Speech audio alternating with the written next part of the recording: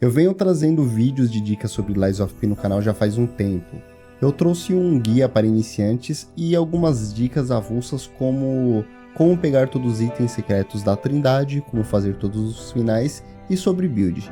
E esse vídeo aqui vai ser um compilado de dicas mais avançadas, então se liga aí e assista até o final.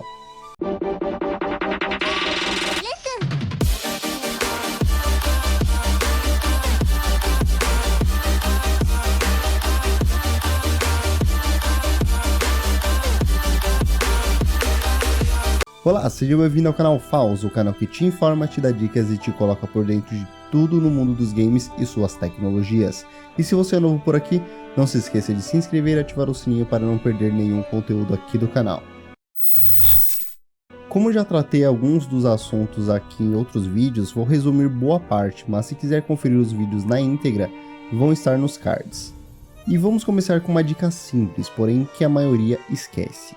Nesse jogo, os arremessáveis são overpowered demais, cara. Pra ter uma noção, até boss você consegue passar somente com os arremessáveis. Lembrando que cada tipo de inimigo tem uma fraqueza específica, então é só explorar essas fraquezas e ser feliz sem precisar enfrentar os inimigos de frente. Já que já mencionei, existem 3 tipos de inimigos dentro do game, são eles títeres, os primeiros que encontramos, os humanos e as carcaças. A fraqueza dos títeres é a eletricidade, tanto que é uma coisa que afeta muito nosso personagem, principalmente enquanto ainda somos títere. A fraqueza dos humanos é o ácido, tanto que mais pro final do jogo, a maioria dos inimigos são desse tipo de dano, justamente para afetar mais o personagem. E por último, a fraqueza das carcaças é o fogo, por isso grande parte dos inimigos da ilha podem ser derrotados facilmente com esse buff.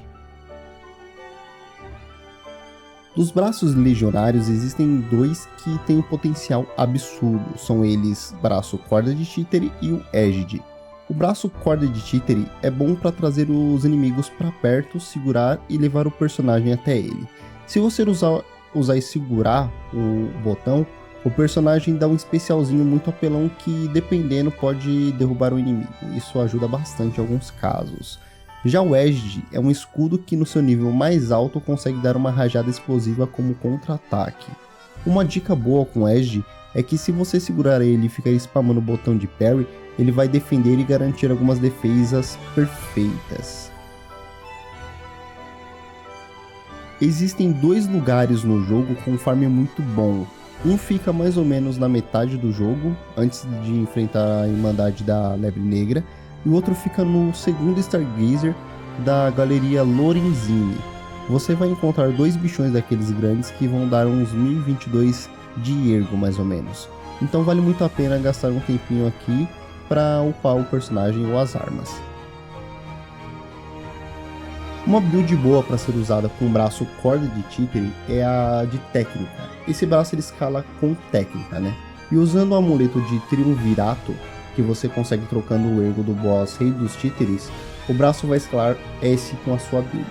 A arma que eu costumo utilizar com essa build é montada com a lâmina do machado do títere vivo e o punho da faca de cozinha. Essa arma é mais forte em dano bruto no jogo, é a arma mais forte no jogo. E o ataque forte dessa arma tem o mesmo movimento do especialzinho dela, que só tira menos vida que o próprio ataque das fábulas. Falando em armas, tenho que lembrar que as armas aqui são combináveis, exceto as armas de boss. Você consegue pegar uma lâmina e montar com outro cabo de outra arma diferente, mas tem que prestar muita atenção nesse tipo de arma, pois temos armas de talho, que seria de corte, e estocada, que seriam armas de perfuração. Na hora da montagem você consegue ver os status das armas para não se perder ali e acabar montando uma arma meio ruim, meio bosta, né? Nós temos o item Cubo, onde podemos colocar pedras anelares que têm efeitos específicos. É um item que você faz o upgrade lá no Organ P para ter acesso a mais usos dele, no caso o máximo é até 3, se não me engano. É bem útil pois tem vários tipos de status que vão de dar mais dano, recuperar vida do espectro e a própria vida e a aumentar o dano crítico, entre outras coisas.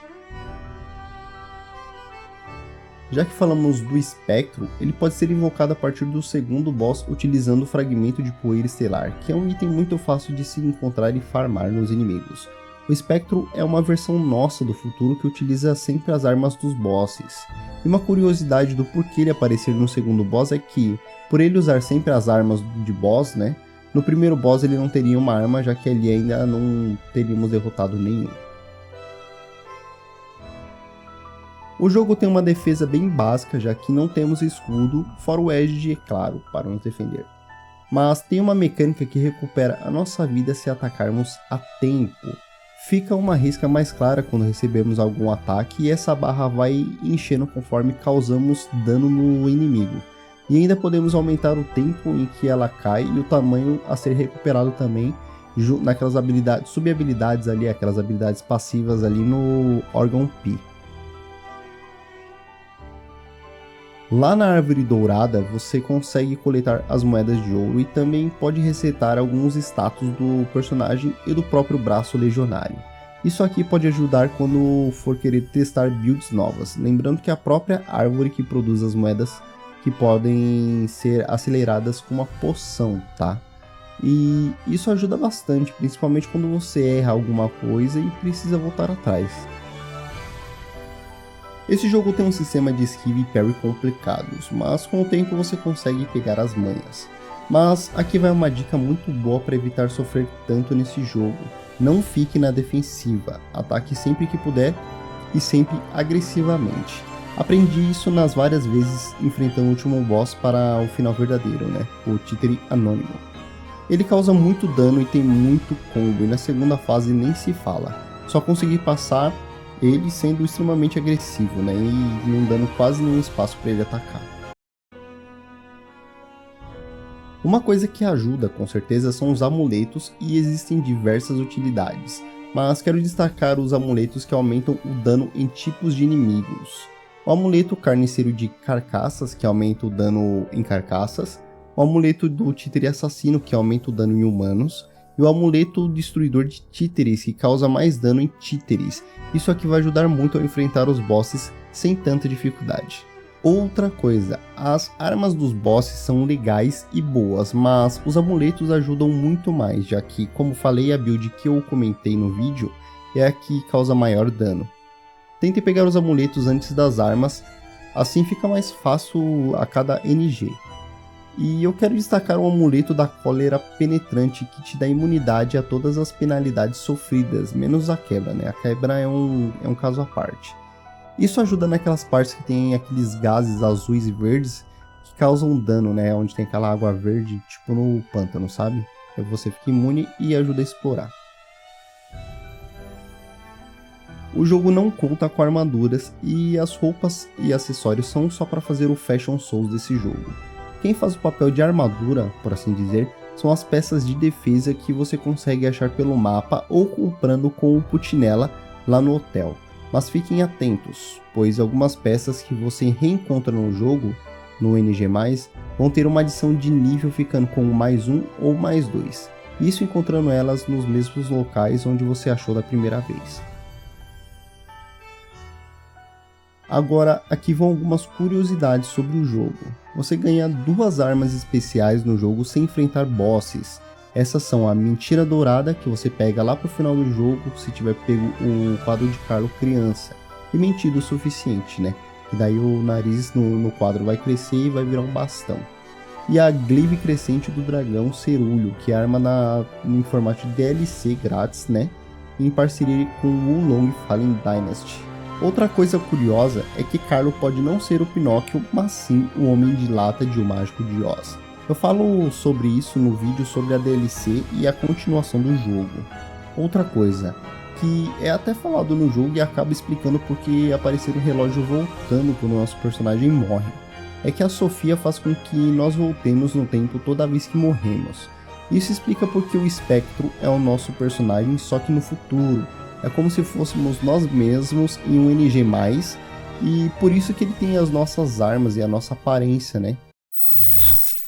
Lies of P é um jogo que me impressionou bastante, me faz rejogar, e eu sempre falo isso aqui no canal, né? E eu ainda jogo muito ele. Toda vez que eu instalo o jogo, que eu abro o jogo, eu jogo ele sem parar e acabo até zerando mais uma vez.